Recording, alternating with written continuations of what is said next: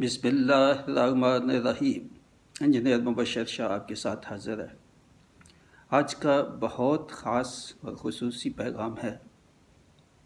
पाकिस्तान के पुराने पाकिस्तान बनने के बाद से ही हुक्मरान जो रहे हैं, इक़्तिदार में रहे हैं, किसी न किसी शक्ल में ब्यूरोक्रेट्स हैं, सरकारी मुलाज़िम हैं, वज़रा हैं, वज़राए आज़म और फेडरल गवर्नमेंट में या सूबाई असम्बलियों में या ताजर हैं जो बड़े बड़ी कंपनियों के मालिक हैं, और जो भी जिनका भी कोई इख्तियार रहा है मुल्की वसाइल पे और मुल्की वसाइल के इस्तेमाल पे, उन सब के लिए बेहद अहम पैगाम है। वो पैगाम ये है कि मुल्की हालात को देखो, खुदा का खौफ करो, अल्लाह ताला के अज़ाब से अगर बचना है। पहले ही बहुत अज़ाब आ चुके हैं, क्या नहीं आए। मुल्क का टूटना अज़ाब नहीं था, उसके बाद आप गिनती करें कितने ज़लज़ले आए, कितने सैलाब आए हैं बड़े बड़े। 2 साल पहले जो सैलाब आया, 1/3 पाकिस्तान डूब गया, अरबों का नुकसान, और इसके बाद फिर कभी कोरोना, कभी डेंगू, और अभी ये सब जारी है। क्या ये सिलसिला तसलसल है अल्लाह ताला के अज़ाबों का? अल्लाह ताला जो जोड़ रहा है हमें, इसमें अवाम भी शामिल हैं, सिर्फ हुक्मरान नहीं है। सबसे पहले अवाम को अपने आप को ठीक करना चाहिए, अपनी ज़िंदगियों को अल्लाह ताला की हदूद के मुताबिक जो है वो लाना चाहिए। ये अज़ाब सिर्फ हुक्मरानों पे नहीं है, तो ज़्यादा तो अवाम पे है आजकल का अज़ाब, क्योंकि अवाम ने हुक्मरान चुने। क्यों गलत हुक्मरान चुने? तो सज़ा तो अवाम को भी मिलेगी। हुक्मरानों की जो चुनाव ठीक नहीं किया या उनको उनके रास्ते में हायल नहीं हुए या उनको किसी न किसी तरह से तंबीह नहीं की, तो कोशिश नहीं की कि जो है हुक्मरान सीधे रास्ते पे चले, तो उनके लिए भी ये पैगाम है। और पैगाम है कि तौबा करो, सच्ची तौबा करो, कुरान मजीद पे हाथ रख के अल्लाह ताला को गवाह बना के देखो, सोचो, गौर करो कि क्या आप भी तो उनमें नहीं है। मैं भी उसमें शामिल हूँ, मेरे घर वाले या मेरे अजीज़ अकरबा और दोस्त अहबाब और हर कोई शामिल है इसमें। कुरान पाक पे हाथ रख के अल्लाह ताला को गवाह बना के अपना एहतसाब करें। क्या हम भी तो उसमें शामिल नहीं हैं?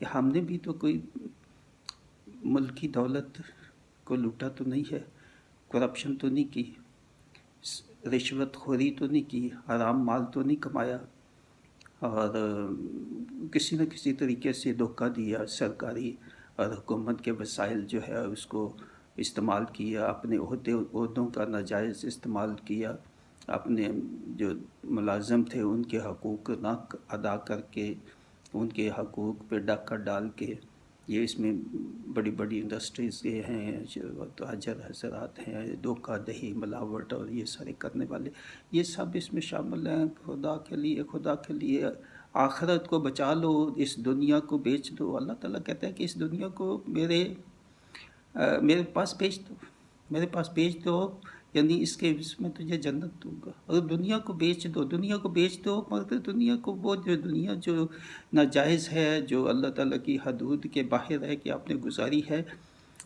उसको जो वसाइल आपने ऐसे कमाए नाजायज़, सब जो है वो सरकारी ख़जाने जमा करा दे, या जो भी कोई उसका तरीका है कि वापस लौटाना है, जिसको लूटा उसको वापस लौटाओ। अगर वो आवाम तो आवाम को लौटा दो किसी न किसी तरह से, फलाही तरीके से, जैसे भी है, लोग की हालत बेहतर हो। मगर वो पास ना रखो, ये आपके लिए सांप बन जाएगी आपकी कब्र में। आपकी कब्र में यही दौलत, ये अल्लाह ताला कहता है कुरान मजीद और हदीस पढ़े, आपकी दौलत जो नाजायज़ कमाई हुई है वो आपकी कब्रों में बड़े सांप और बिच्छू बन के आपको काटेंगे, फिर आपको होश आएगी। और अल्लाह ताला कहता है कुरान मजीद बार बार, गुनाहों की गठरियाँ उठा के मेरे पास ना आना, मैं तुम्हारी शक्ल भी नहीं देखूँगा।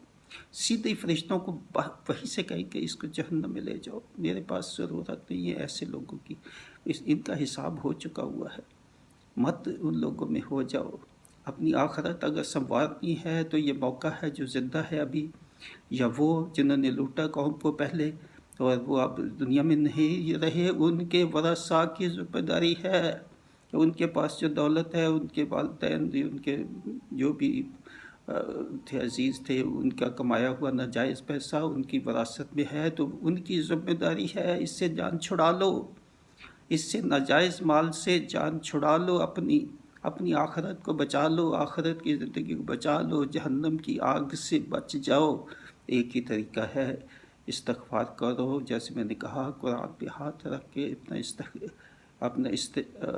اپنا احتساب کرو، اور جو لوٹا ہے، جو ناجائز دولت لی ہے، کسی کو دھوکہ دی، کچھ سب واپس لوٹا دو۔ یہ آپ کی نہ کبھی پہلے کسی کے کام آئی ہے یہ دولت، نہ آپ کے کام آئے گی، دنیا میں بھی نہیں کام آئے گی۔ دنیا میں دیکھ آپ کے پاس درجنوں مسالے آپ دیکھ سکتے ہیں، کسی کے کام نہیں آئی، بینکوں میں ہی پڑی رہی تو وہ مر گئے، ان کی نسلیں خراب ہوئی ناجائز دولت سے۔ کیا سمجھ نہیں آتی تو غور کرو، بیٹھو ذرا اور غور کرو، ایسے لوگوں کو، فرعون ہوں، نمرود ہوں، اور ابو جہل اور قریش جو بہت بہت بڑے جو مالدار تھے، اس سے پہلے ان سے بھی زیادہ مالدار قومیں تھی، تو جو بہت ہی زیادہ ان سے بھی زیادہ مالدار تھے، کیا ہے شرم ان کو، بستیوں کی بستیاں اللہ تعالیٰ نے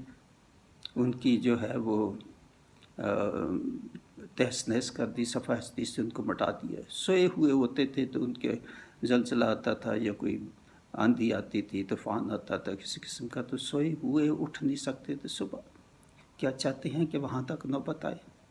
اللہ تعالیٰ مہلت دیے جا رہا ہے ہمیں، اللہ تعالیٰ مہلت دیے جا رہا ہے، مگر مہلت کب تک ہوگی؟ کافی جھنجھوڑا ہے اللہ تعالیٰ نے، بہت جھنجھوڑ چکا ہے اللہ تعالیٰ۔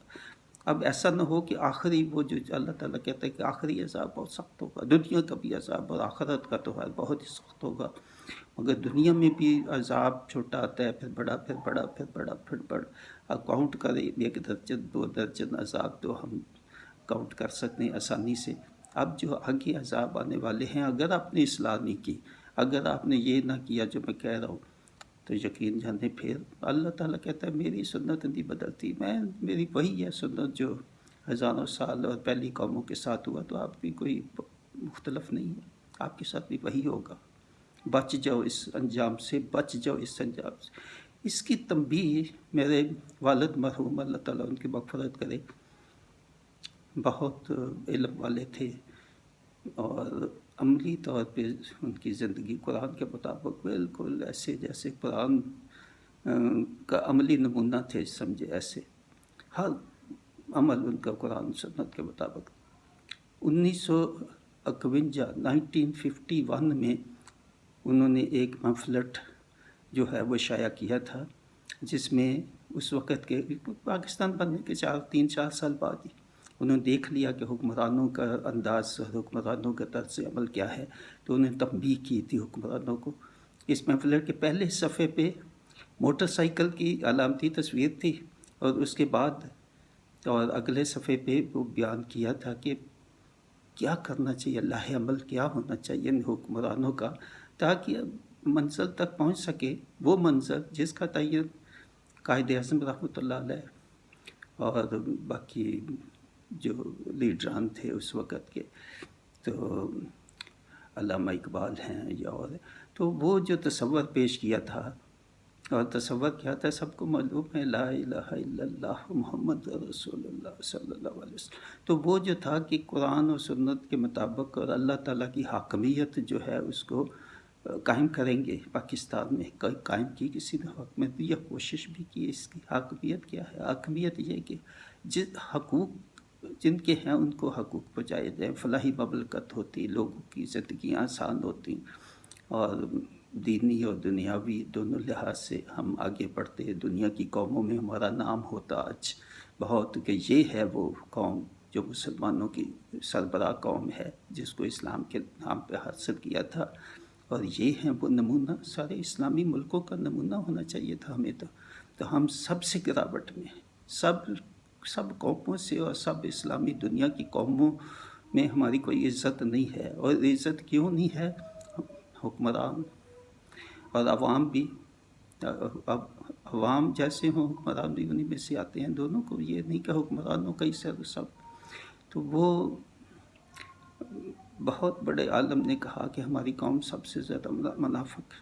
ڈاکٹر اسرا رحمۃ اللہ علیہ ان کے الفاظ، اور بھی بہت لوگوں کی منافقت کی حد سے بھی آگے چلیں گے. جو منافق پہلے وقتوں سے ان سے بھی بڑے منافق یہ کہ ہمارے جو اعمال ہیں ہمارے قول کے مطابق نہیں ہے، یا جو اللہ تعالیٰ نے ہمارے حدود بتائی ہیں اس کے ہٹ کے زندگی گزارتے ہیں، اور تسلیم بھی نہیں کرتے، مانتے بھی نہیں ہیں کہ ہم کوئی گناہ کر رہے ہیں، ہم کوئی سرکشی کر رہے ہیں.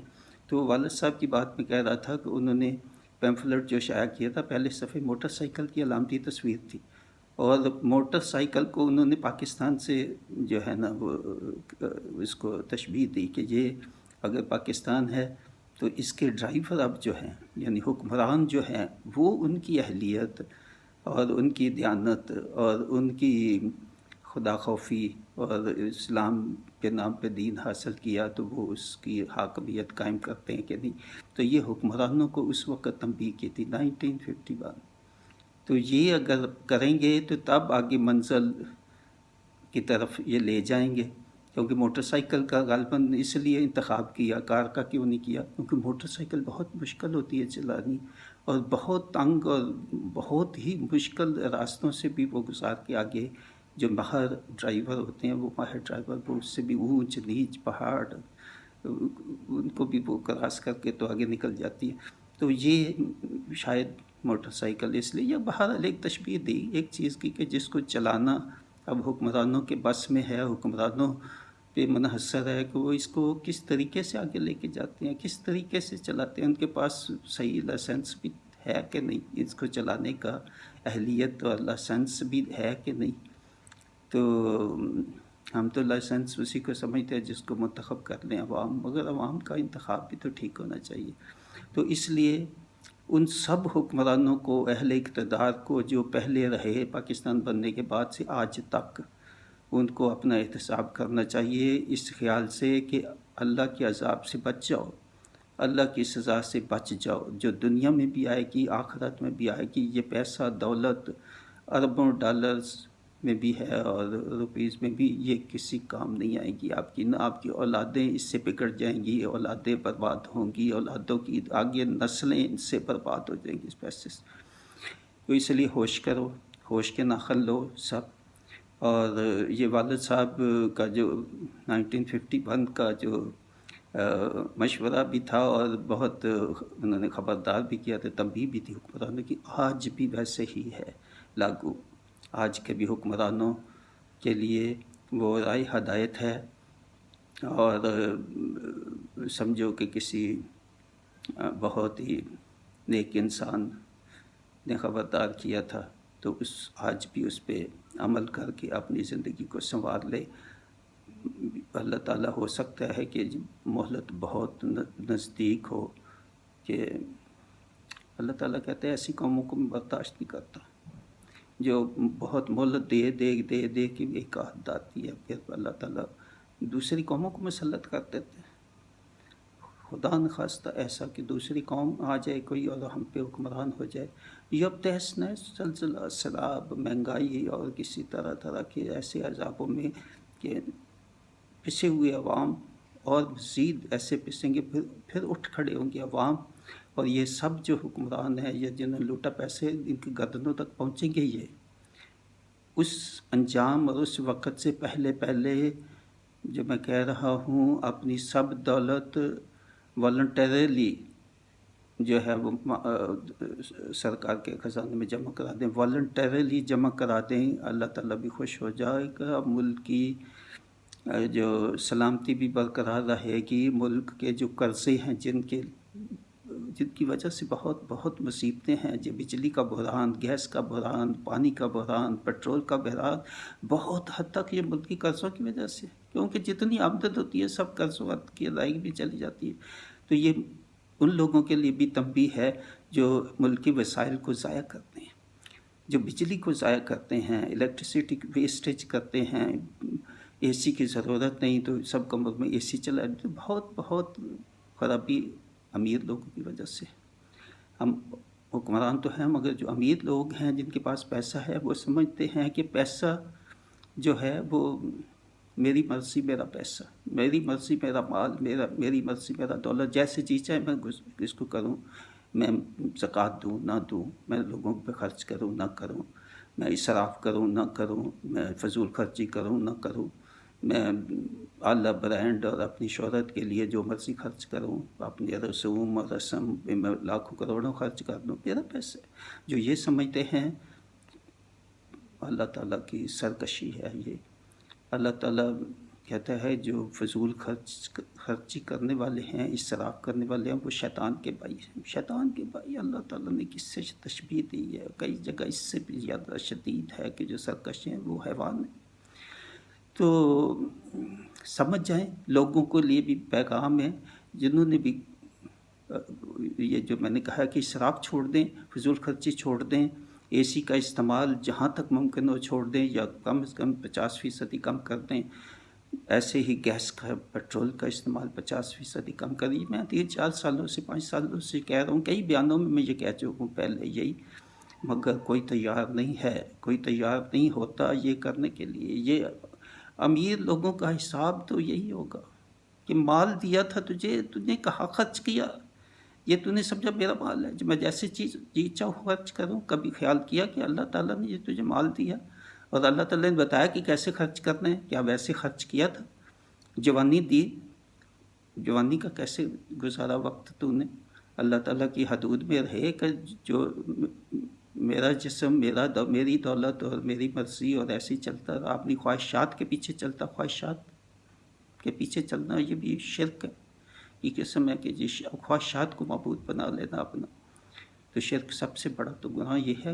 خواہشات، امیر لوگوں کا شرک خواہشات کے پیچھے چلتے ہیں، اپنی جذبات، اپنی خواہشات کو پورا کرنے کا امیر لوگوں کا شرک یہی ہے۔ آج کل کا جو شرک ہے سب سے بڑا، جو نہیں چھوڑنے کو تیار، کوئی نہیں تیار، کتنا بھی کہیں کوئی چھوڑنے کو تیار نہیں اس کو، اور ان کو فکر ہی نہیں ہے، کوئی مہنگائی کی فکر نہیں ہے کہ کوئی چیز 10 گنا مہنگی ہوتی ہے، 20 گنا مہنگی ہوتی ہے۔ انہیں جائز ناجائز ہو سکتا ہے، جائز بھی ہو، سب کا ناجائز نہیں میں کہتا، جائز بھی ہے، مگر جائز میں بھی اللہ تعالیٰ کہتا ہے کہ تم نہیں خرچ کر سکتے اپنی مرضی کے مطابق۔ حلال رزق سے جس کا زکوٰۃ بھی دے دی ہے، اس کے بعد بھی اجازت نہیں ہے۔ اس کے بعد یہ ہے کہ اسراف نہ کرو، اس کے بعد یہ ہے کہ فضول خرچی نہ کرو، اس کے بعد یہ ہے کہ آپ کے پاس 2-4 کپڑے ہیں تو مزید نہ بناتے جاؤ، اور برانڈ جو ہے اگر 20,000 کی چیز کوئی برانڈڈ آتی ہے تو 2-3 ہزار کی آپ کو یہ لوکل میڈ آتی ہے، تو 2-3 ہزار والی لوگ کیوں لوگوں کو دکھاتے ہو برانڈس، اور اپنا شہرت اور اپنا جو ہے نا لوگوں کو مقام اور جو ہے نا پیسہ دکھانے کے لیے تو استعمال، اپنا پیسہ جو ہے ویسے برباد کرتے ہو۔ تو یہ پیغام ہے امیر لوگوں کے لیے۔ امیر لوگوں کا حساب بہت سخت ہوگا، بہت سخت۔ اللہ تعالیٰ کہتا ہے کہ آپ کے لیے فتنہ کیا ہے؟ آپ سب سے بڑا فتنہ آپ کی اولاد ہے، اور اس کے بعد مال ہے، کیونکہ اولاد کے لیے بہت لوگ جو ہے نا وہ اولاد کے لیے حرام کماتے ہیں، حلال حرام کی تمیز نہیں۔ اولاد کی جو خواہشات ہیں جو بہت ہی اپنی بنائی ہوئی ہیں، اس میں کوئی تعلق نہیں ہے کامیابی کا یا تعلیم حاصل کرنے کا، یا کوئی خواہشات بنائی ہوئی ہیں اولاد کے لیے بھی۔ اولاد کے اخراجات جو ہیں وہ آسمانوں تک ہیں، گاڑیاں سب کو لے کے دینا، اسمارٹ فونز ہر کسی کے ہاتھ میں پکڑا دینا، اور بالکل جو ہے نا کوئی، کیونکہ پیسہ جو ہے برباد کرتا ہے انسان کو۔ تو اولاد، اللہ تعالیٰ کہتا ہے کہ ایک سے زیادہ دفعہ فتنہ کا مطلب یہ آپ کا بڑی آزمائش بھی ہے، اور فتنہ بھی ہے، آپ کے لیے بربادی کا سبب بنے گا۔ آپ کے بعد آپ کی اولاد جو ہے کسی کام نہیں آپ کی آئے گی، صدقہ جاریہ نہیں بنے گی۔ تو دوسرا یہ ہے کہ مال جو ہے سب سے بڑی آزمائش ہے، سب سے بڑی بربادی انسان کی۔ بہت بہت کم لوگ ہیں جن کے پاس بہت دولت بھی ہو تو پھر بھی وہ اللہ کی راہ اور اللہ کی حدود میں چلتے ہیں، اسراف نہیں کرتے، فضول خرچی نہیں کرتے۔ اگر فضول خرچی اور اسراف چھوڑ دیں تو پیسہ کہاں بچے گا؟ اور جب اللہ تعالیٰ کہتا ہے کہ جو بچ جائے وہ اللہ تعالیٰ کے راہ میں خرچ کر دو، پاس نہ رکھو، بینکوں میں نہ رکھو، پھر مجھے بتایا کہ پیسہ دولت کہاں اکٹھی ہوگی، کسی کے پاس جو غریبی غربت ہے لوگوں کی وہ بھی دور ہو جائے گی، اس چیز سے لوگ خوشحالی آئے گی، قرضے ادا ہو جائیں گے۔ صرف یہ واحد حل ہے پاکستان کے آج کے مسائل کا، کوئی دوسرا حل نہیں۔ کوئی بھی کہے کہ 2 حل ہیں 5 حل ہے، بالکل غلط ہے۔ یہ ایک ہی حل ہے جو بتا رہا ہوں، اس کے علاوہ کوئی حل نہیں۔ اپنی زندگی میں سادگی پیدا کرو، فضول خرچی بند کرو، یہ عوام کی حد سے شروع، اپنے آپ سے شروع کرو، اور یہ جو ہے بچت کرو ہر چیز میں، اور آپ کے آس پاس لوگ غربا ان میں تقسیم کرو اپنا زائد جو پیسہ ہے، تو دیکھو اللہ تعالیٰ کی برکت آئے گی، اللہ تعالیٰ کی رحمت آئے گی، اللہ تعالیٰ ہمارے گناہ بھی معاف کر دے گا۔ پچھلی جو کچھ کیا ان کا کفارہ، جہاں کفارہ ہوتا ہے وہاں کفارہ بھی ادا کرنا پڑے گا۔ گناہ صرف توبہ سے نہیں معاف ہوتا ہے، سچی توبہ مانگو۔ سچی توبہ یہی ہے کہ اپنی زندگی کی اصلاح کرو، پہلے جو ہو چکا اس کا کفارہ ادا کرو، جن کا کفارہ ہے، اور جن کا نہیں ہے تو اللہ تعالیٰ سے معافی مانگو، اور آئندہ نہ کرو۔ توبہ کا مطلب ہے کہ اپنی زندگی میں تبدیلی لاؤ، اپنی زندگی میں اصلاح کرو، اپنی زندگی کو سنوارو۔ اس کے بغیر صرف دعائیں پڑھنے سے اور توبہ کی جو آیاتیں پڑھنے سے نہیں توبہ ہوتی۔ حقیقی توبہ وہ ہے جو اپنی زندگی کو بدلے، اپنی زندگی کو سنوارے، اللہ تعالیٰ کی حدود کے مطابق آئندہ زندگی کرنے کا عہد، گزارنے کا عہد کرے، وہ ہے توبہ، سچی توبہ۔ اور اللہ تعالیٰ توفیق دے مجھے، میری اولاد کو، آپ کو، آپ کی اولاد کو، اور سب حکمرانوں کو جو پہلے ہو چکے ہیں یا وہ فوت ہو چکے، ان کے جو ورثاء ہیں، آج کے جو حکمران ہیں یا آئندہ آنے والے حکمران ہیں، یہ ان سب کے لیے اور سب سے بڑھ کر ہر کسی کے لیے، عوام کے لیے یہ اہم پیغام ہے، آج بھی ہے، کل بھی رہے گا۔ اور شاید والد صاحب کا میں نے بولا یہ 1951 کا یہ پیغام ہے، تو آج بھی ویسے ہی ہے، حکمرانوں پہ لاگو ہوتا ہے۔ اور جیسے اس وقت کہا، کاش کاش کاش ان کے پیغام کو سیریسلی لیا جاتا، اس پہ حکمرانوں نے عمل کیا ہوتا، تو آج ہم پتہ نہیں بہت اونچی جگہ پہ ہوتے، جو ہے دنیا کی قوموں میں بڑی ہماری مقام ہوتا، ایک حیثیت ہوتی، ہم خوشحال قوم ہوتے، ہم اللہ تعالیٰ کی خوشنودی اور اس کی راہ پہ چلنے والی ایک قوم ہوتے، تو اللہ تعالیٰ کی رحمت و برکت، مگر ایسا نہیں ہوا، ایسا نہیں ہوا۔ تو ان سب کو اپنا اپنا احتساب کر کے اصلاح کرنی چاہیے اور سیدھے راستے پہ آ جائیں۔ وما علینا الا البلاغ، مبشر محمود شاہ، السلام۔